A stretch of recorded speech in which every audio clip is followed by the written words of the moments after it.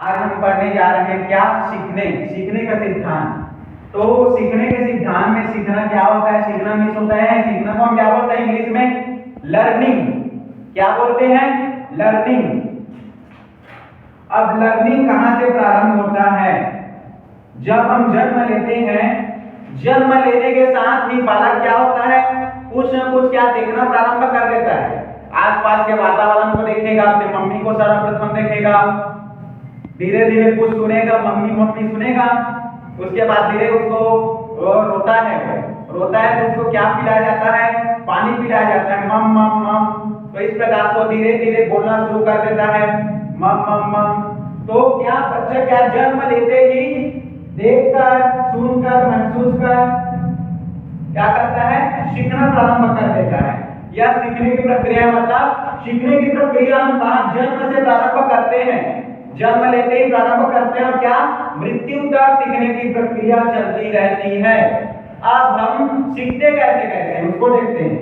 देख करके सीखते हैं, सुन करके सीखते हैं, महसूस करके सीखते हैं, बोल करके सीखते हैं, पढ़ करके सीखते हैं और कर करके सीखते हैं। अब हम इसी को हम इसमें बोले तो शुभोपली, क्या इसका ट्रिक क्या हो जाएगा? शुभोपली। सुनकर, बोलकर, पढ़कर, लिखकर और इसी में क्या आ जाएगा? महसूस करके और करके, किसी काम को करके हम क्या करते हैं? सीखते हैं। अब आगे देखिए, अनुकरण करके। क्या? अनुकरण करके। कोई बच्चा जब जन्म लेता है तो क्या करता है?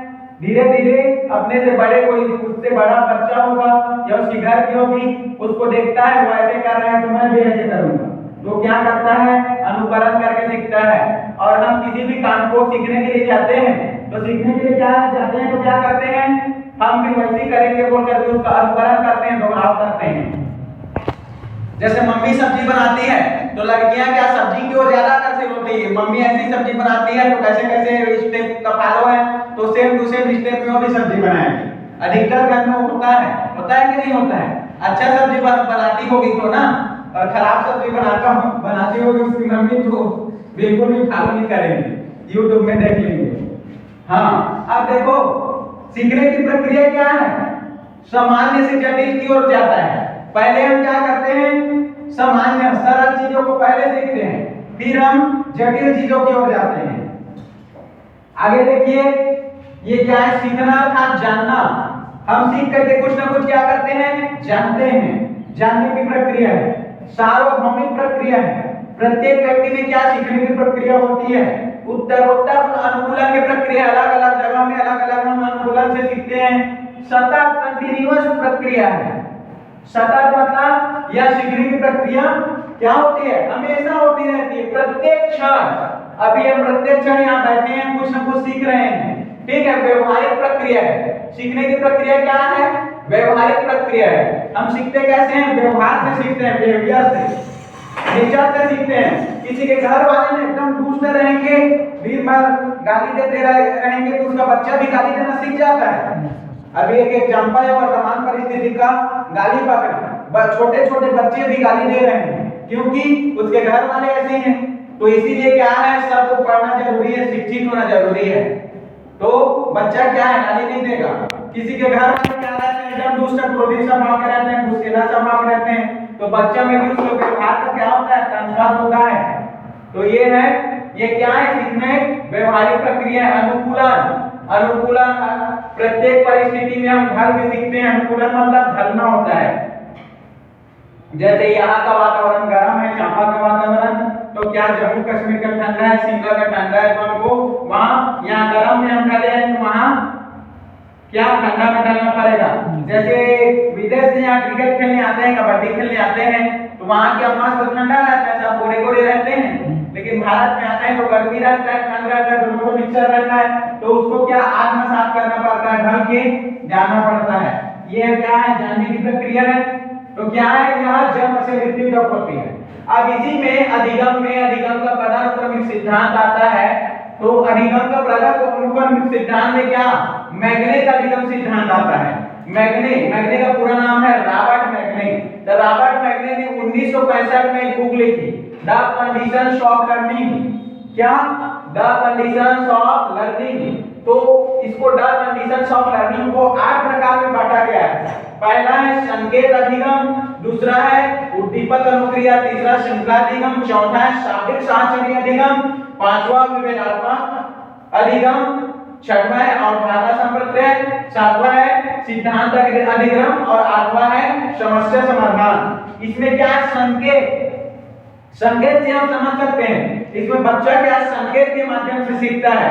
जैसे माता क्या ऐसे करके संकेत मिलाएगी, भूख लग रहा है, रोने का, हंसने का, तो उसमें संकेत से सीखता है। उद्दीपक, उद्दीपक क्या है, उद्दीपक दो प्रकार का होता है, पॉजिटिव नेगेटिव।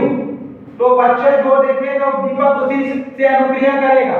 मतलब हम अगर कहीं अच्छे माहौल में हैं तो हम एकदम से क्या खुश होंगे, तो वहां पर हमको खुशी का उद्दीपक मिल रहा है। जैसे वहीं पर कोई खत्म हो गया, किसी घर में कोई किसी का मृत्यु हो गया है, तो क्या वहां पर रोने को उद्दीपक बनेगा, तो वहां पर मन क्या करेगा, एकदम उदास होने को उद्दीपक आता है। वही है, अगर आपके घर में हमेशा अच्छा वातावरण है उद्दीपक, तो आपको पॉजिटिव उद्दीपक अनुक्रिया मिलेगा।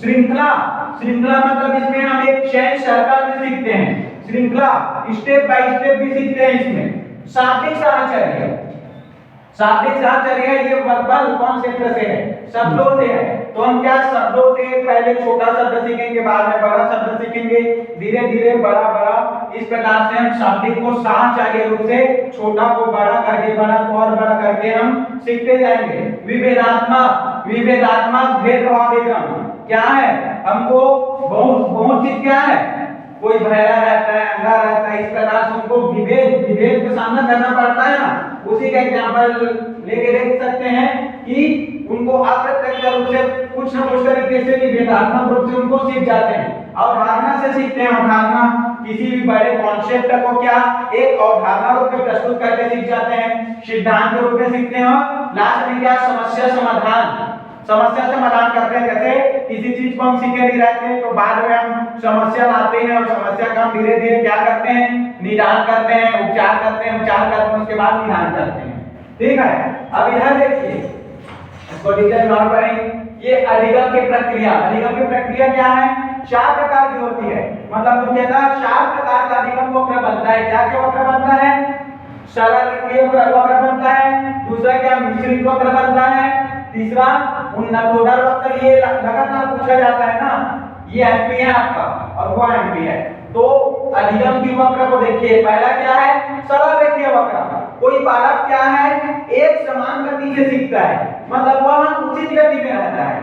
ये प्रायः ये असंभव है, कोई भी एक समान गति से नहीं सीखता। सीखता है क्या, 100% आदमी में से 100% व्यक्ति हैं पूरे विश्व में, तो ऐसा कोई भी नहीं होगा जो डेली समान गति से सीखता होगा, तो ये नहीं के बराबर है। तो फिर भी ये है सरल रेखीय वक्र, एक समान गति से सीखना।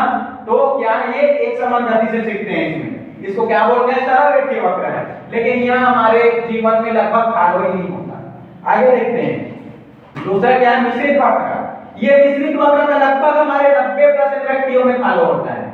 क्यों, किसी दिन कम सीखते हैं, किसी दिन ज्यादा सीखते हैं, किसी दिन फिर कम सीखते हैं, फिर ज्यादा सीखते हैं, इसी को मिश्रित वक्र कहते हैं। मंद गति से सीखते हैं, तेज गति से सीखते हैं, फिर मंद होते हैं, फिर तेज होते हैं, फिर मंद होते हैं, फिर तेज होते हैं। इस प्रकार से यह मिश्रित वक्र हमारे जीवन में फॉलो होता है।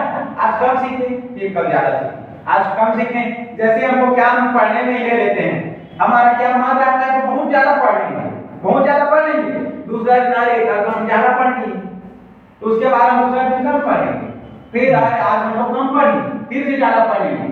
तो हमारा ये मिश्रित वक्र हमारा जीवन में चलता है। ये 90% व्यक्तियों को मिश्रित वक्र का फॉलो होता है। आगे देखते हैं तीसरा उन्नतोदर। उन्नतोदर नाम से ही है, पहले हम क्या करते हैं, उन्नति करते हैं, एकदम बड़ा पहाड़ में चढ़ जाएंगे। उसके बाद क्या होता है, जैसे शिक्षक भर्ती, वर्तमान में क्या शिक्षक भर्ती आएगा बोले तो सबको एकदम डेली 10-10 घंटा 12-12 घंटा रात भर पढ़ने स्टार्ट कर दिए।